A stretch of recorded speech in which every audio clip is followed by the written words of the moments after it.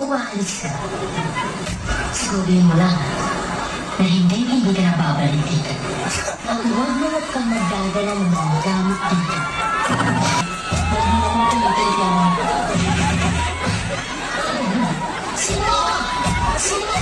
Sino? Uwi ka na sa'yo! Hindi mo naman bakit galit na galit ka sa akin, Iman. Inaagaw mo atensyon nila dahil naiingit ka.